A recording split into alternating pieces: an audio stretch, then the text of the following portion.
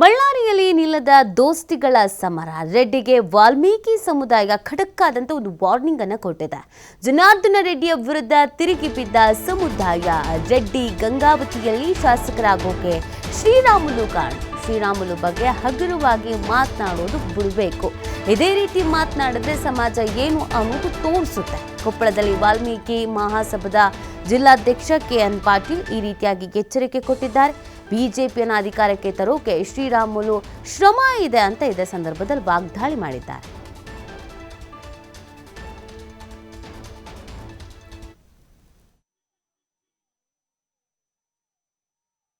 ನೋಡಿ, ರೆಡ್ಡಿ ಮತ್ತು ರಾಮುಲು ಅವರ ಈ ಜಗಳ ಏನಿದೆ ಇದು ತಾರಕಕ್ಕೇರುವ ಲಕ್ಷಣಗಳು ಕಾಣಿಸ್ಕೊಳ್ತಾ ಇದೆ. ಯಾಕಂದ್ರೆ ಈ ದೋಸ್ತಿಗಳ ಸಮರದ ನಡುವೆ ವಾಲ್ಮೀಕಿ ಸಮುದಾಯ ಒಂದು ಖಡಕ್ಕಾದಂಥ ವಾರ್ನಿಂಗ್ ಅನ್ನು ರೆಡ್ಡಿ ಅವರು ಕೊಟ್ಟಿರೋದು. ಜನಾರ್ದನ ರೆಡ್ಡಿಯ ವಿರುದ್ಧ ಸಮುದಾಯ ಇದಕ್ಕೆ ತಿರುಗಿ ಬೀಳ್ತಾ ಇದೆ.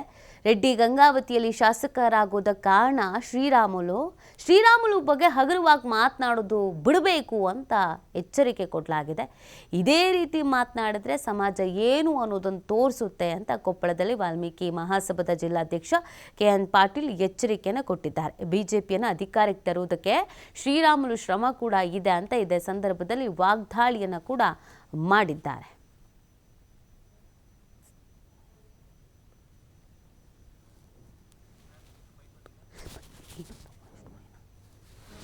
ನೋಡಿ, ಈಗಾಗಲೇ ಇವರಿಬ್ಬರ ಜಗಳಕ್ಕೆ ಸಂಬಂಧಪಟ್ಟಂತೆ ಹೈಕಮಾಂಡ್ ನಾಯಕರ ಗಮನಕ್ಕೂ ಹೋಗಾಗಿದೆ.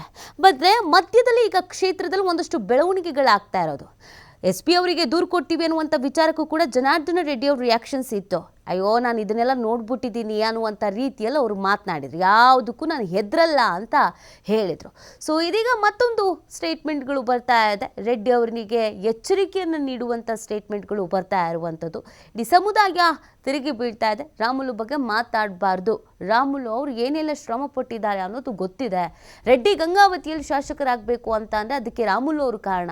ಬಿಜೆಪಿಯನ್ನು ಅಧಿಕಾರಕ್ಕೆ ತರುವಂಥ ನಿಟ್ಟಿನಲ್ಲಿ ರಾಮುಲು ಏನೇನು ಪ್ರಯತ್ನ ಪಟ್ಟಿದ್ದಾರೆ ಅನ್ನೋದು ಕೂಡ ಗೊತ್ತಿದೆ. ಇಷ್ಟು ಹಗುರವಾಗಿ ಮಾತನಾಡಬಾರ್ದು ಅಂತ ಈಗ ಆಲ್ರೆಡಿ ಜನಾರ್ದನ ರೆಡ್ಡಿ ಅವರು ಏಕವಚನದಲ್ಲಿ ಮಾತಾಡಿದ್ದಾರೆ ಅನ್ನುವಂಥ ನಿಟ್ಟಿನಲ್ಲಿ ಅದಕ್ಕೆ ಸಂಬಂಧಪಟ್ಟಂತೆ ನಾವು ಕಂಪ್ಲೇಂಟನ್ನು ಕೊಡ್ತೀವಿ ಅಂತ ಹೇಳಿದ್ದು. ಇದಕ್ಕೆ ರೆಡ್ಡಿ ಅವರು ನಾನೇನು ತಲೆ ಕೆಡಿಸ್ಕೊಳ್ಳಲ್ಲ ಅಂತ ಹೇಳಿದ್ದು. ಇದೆಲ್ಲವನ್ನು ನೋಡ್ತಾ ಇದ್ರೆ ಇದನ್ನು ಹೀಗೆ ಬಿಟ್ಟರೆ ಮತ್ತಷ್ಟು ಅತಿಯಾಗುವ ಸಾಧ್ಯತೆಗಳು ಇದೆ. ಈಗಾಗಲೇ ಹೈಕಮಾಂಡ್ಗೆ ಒಂದಷ್ಟು ಮಂದಿ ಮನವಿಯನ್ನು ಕೂಡ ಮಾಡಿದ್ದಾರೆ. ಆದಷ್ಟು ಬೇಗ ಇದಕ್ಕೆಲ್ಲ ಬ್ರೇಕ್ ಹಾಕೋ ಕೆಲಸ ಮಾಡಬೇಕು ಅಂತ ಹೈಕಮಾಂಡ್ ಕೂಡ ಜೋಶಿ ಅವರಿಗೆ ಮತ್ತು ವಿಜಯೇಂದ್ರ ಅವರಿಗೆ ಟಾಸ್ಕ್ ಕೊಟ್ಟಿದೆ. ಅವರಿಬ್ಬರನ್ನು ಸರಿ ಮಾಡಿ ಸಂಧಾನ ಮಾಡಿ ಕರ್ಕೊಂಡು ಬನ್ನಿ ಅಂತ.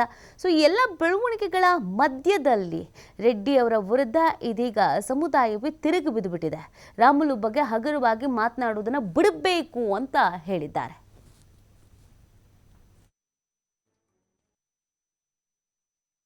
ಮುಂದಾದ್ರೂ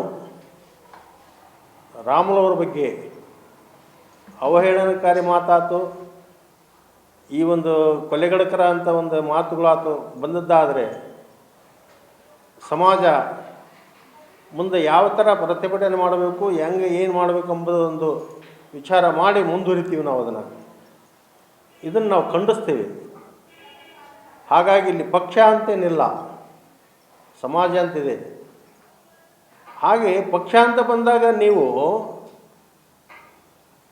ಈ ರಾಮಮೋಹನ್ ದಾಸ್ ಏನು ಹೇಳಿದ್ರಲ್ಲ,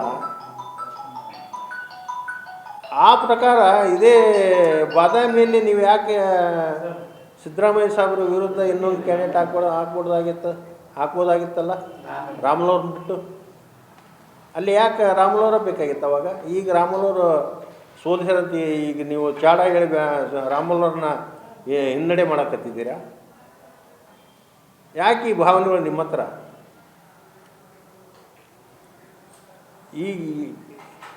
ಇದೇ ನಮ್ಮ ರಾಜ್ಯದಲ್ಲಿ ನಾಯಕ ಸಮಾಜ, ವಾಲ್ಮೀಕಿ ನಾಯಕ ಸಮಾಜ 4ನೇ ಸ್ಥಾನದಾಗ ಅದ. ಈಗ ಯಾಕಂದ್ರೆ ಮೀಸಲಾತಿ ಬಾಬಾ ಸಾಹೇಬ್ ಅಂಬೇಡ್ಕರ್ ಅವರು ಏನದಲ್ಲ ಮೀಸಲಾತಿ ಕೊಟ್ಟಾರನ್ನ ಉದ್ದೇಶಕ್ಕೆ ಏನದಲ್ಲ, ಈಗ ಎಲ್ಲರೂ ಹಿಂದುಳಿದರು ಬಂತು, ಬ್ಯಾಕ್ವರ್ಡ್ SC ST ಬಂತು, ಅಧಿಕಾರ ಕಾಣಕ್ಕಾಗ್ಯದ. ಇಲ್ಲದನಪ್ಪ ಅಂತಂದ್ರೆ ಈ ಥರ ಅಧಿಕಾರ ಇಲ್ಲ ಅಂತಂದ್ರೆ ಇನ್ನು ಯಾವ ಮಟ್ಟಕ್ಕೆ ತಗೊಂಡು ಹೋಗ್ತಿದ್ರು ಸಮಾಜನ? ನಮ್ಮ ಸಮಾಜನ ತುಳಿಬೇಕಂತ ನೋಡ್ತದ ನಾಯಕ ಸಮಾಜನ ತಾವೇ ತುಳ್ಕೊಂತಾರ. ತಮ್ಮನ್ನು ತಾವೇ ತಮ್ಮ ಮೇಲೆ ತಾವೇ ಕಲ್ಲಕ್ಕೆ ಅಂತಾರೆ, ಅದ್ರಾಗೇನಿಲ್ಲ.